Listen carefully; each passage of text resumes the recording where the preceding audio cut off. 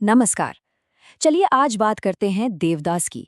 एक ऐसी प्रेम कहानी जो मोहब्बत की कम और गुरूर, हैसियत और समाज के दिखावे की भेंट ज्यादा चढ़ गई। ये कहानी है टूटे हुए वादों की, अधूरी चाहतों की। कहानी की शुरुआत होती है पारो के इसी एक डायलॉग से। और सोचिए, ये सिर्फ मिट्टी और तेल का दिया नहीं था। ये तो उसके 10 साल के इंतजार का सबूत था, उसकी उम्मीद थी, और देवदास के लिए वो मोहब्बत थी जो कभी बुझ नहीं सकती थी। तो चलिए सीधे चलते हैं कहानी के उस मोड़ पर जहां सब कुछ अच्छा लग रहा था। हर तरफ बस खुशी और उम्मीद ही उम्मीद थी। और मौका भी तो ऐसा ही था। देवदास पूरे 10 साल बाद लंदन से घर जो लौट रहा था। 10 साल एक लंबा अरसा होता है, लेकिन इन 10 सालों की दूरी के बाद भी पारो की दीवानगी और उसका वो लगातार जलता हुआ दिया ये बता रहा था कि उनका रिश्ता समय और फासलों से कहीं ज्यादा मजबूत है। और फिर जब वो मिलते हैं तो देवदास का ये कहना कि वो हर सांस के साथ पारो को याद करता था, उनके गहरे प्यार को और भी पक्का कर देता है। यहाँ देखकर तो ऐसा लगता है कि बस अब सब ठीक हो जाएगा, इनकी प्रेम कहानी पूरी हो जाएगी। लेकिन असली कहानी तो अब शुरू होने वाली थी। और बस यहीं से उनकी मोहब्बत की सीधी टक्कर होती है हकीकत से। सोचिए, एक तरफ बचपन का प्यार था और दूसरी तरफ खड़ी थी समाज की बनाई हैसियत की और खानदान के गुरूर की एक ऊंची दीवार। हुआ ये कि पारो की माँ बड़े अरमानों से शादी का रिश्ता लेकर देवदास के घर गईं, और वहां उन्हें सामना करना पड़ा जमींदारी के घमंड का। उनके परिवार को, उनके नाचने गाने वाले खानदान को लेकर, उनकी हैसियत को लेकर उन्हें सरेआम बेइज्जत किया गया। एक तरफ से आवाज आती है हम जमींदार हैं, तो दूसरी तरफ से भी करारा जवाब मिलता है। मतलब बस इन चंद बातों में, इन तानों में दो परिवारों का अहंकार ऐसा टकराया कि देवदास और पारो की दुनिया ही उजड़ गई, हमेशा के लिए। और अपनी इसी बेइज्जती का बदला लेने के लिए पारो की मां ने कसम खा ली। एक ऐसी कसम जो सब कुछ बदल देने वाली थी। उन्होंने कहा कि वो ठीक 7 दिनों के अंदर अपनी बेटी की शादी देवदास के परिवार से भी बड़े और भी ज्यादा अमीर खानदान में करेंगी। और बस यही कसम उन दोनों के रिश्ते का आखिरी फैसला बन गई। तो कसम तो खा ली गई, लेकिन अब कहानी एक ऐसे दुखद मोड़ पर आती है जहां देवदास की एक कमजोरी और उसके कुछ गलत फैसले सब कुछ तबाह कर देते हैं।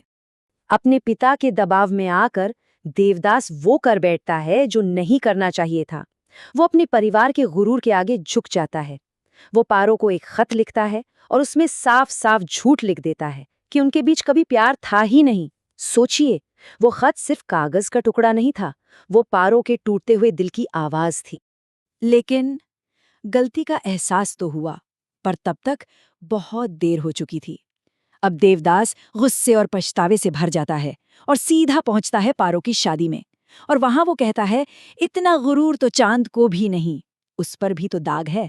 और ये कहते हुए वो एक हार से पारो के माथे पर चोट कर देता है, एक ऐसा निशान जो उसके अधूरे हक का सबूत था।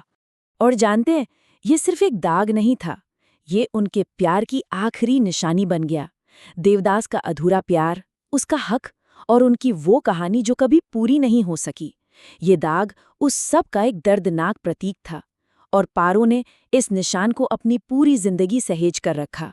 अब एक तरफ पारो की शादी हो गई और दूसरी तरफ देवदास। पारो को खोने के बाद देवदास ने घर, परिवार, अपनी जिम्मेदारियां सब कुछ छोड़ दिया और बस वो खुद को तबाह करने के रास्ते पर निकल पड़ा। तो सबसे पहले क्या हुआ, उसने परिवार से खुद को अलग कर लिया। फिर उसने शराब में पनाह ली और यहीं से वो पहुंच गया चंद्रमुखी के कोठे पर। और बस यही वो जगह थी जहां से उसकी मौत की तरफ का दर्दनाक सफर शुरू हुआ। और यहीं कहानी में आती है चंद्रमुखी, एक ऐसी तवाइफ जिसका दिल सोने का था।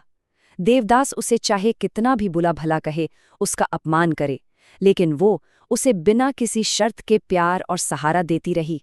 उसका प्यार ऐसा था जिसमें कोई उम्मीद नहीं थी, कोई शर्त नहीं थी, सिर्फ और सिर्फ समर्पण था। और चंद्रमुखी का ये एक डायलॉग, तवाइफों की तो तकदीर ही नहीं होती, सब कुछ कह जाता है। सोचिए कितना बड़ा फर्क है। एक तरफ पारो थी जिसकी तकदीर में तो देवदास था, पर वो उसे मिला नहीं। और दूसरी तरफ चंद्रमुखी, जो ये बात अच्छी तरह जानती थी कि देवदास कभी उसका हो ही नहीं सकता, फिर भी वो उससे बेपनाह मोहब्बत करती रही। और अब कहानी अपनी सबसे दर्दनाक, सबसे तकलीफदेह मोड़ पर पहुंच रही है। वो मोड़ जहां देवदास अपना किया हुआ एक आखिरी वादा निभाने के लिए अपनी जान दांव पर लगा देता है। ये था वो आखिरी वादा जो देवदास ने पारो से किया था, और अब जब उसे लग रहा था कि मौत बिल्कुल करीब है, वो बस किसी भी कीमत पर इस वादे को पूरा करना चाहता था। तो गिरती हुई सेहत के बावजूद वो एक ट्रेन में सवार हो गया। तेज बुखार, शरीर में बिल्कुल जान नहीं, लेकिन वो चलता रहा। उसका ये आखिरी सफर सच में मौत के खिलाफ एक दौड़ थी। वो बस अपनी सांसें थमने से पहले एक आखिरी बार अपनी पारो को देखना चाहता था। और आखिर में वो पहुंच ही गया, ठीक पारो की हवेली के दरवाजे के सामने, और वहीं उसने दम तोड़ दिया। सबसे ज्यादा दुख की बात क्या थी कि पारो ने उसे देख लिया था। वो भागी, उसकी तरफ दौड़ी, लेकिन हवेली के वो बड़े बड़े दरवाजे बंद हो गए और उन्हें हमेशा हमेशा के लिए अलग कर दिया। तो ये कहानी अपने पीछे एक बहुत बड़ा सवाल छोड़ जाती है कि अगर अगर गुरूर और समाज बीच में ना आते तो इस कहानी का अंत क्या होता। सोचिए, अगर उस दिन दो परिवारों का वो अहंकार ना टकराता, समाज की वो झूठी शान आड़े ना आती, तो क्या देवदास और पारो की ये कहानी एक मिसाल नहीं बन जाती? इस पर सोचने की जरूरत है।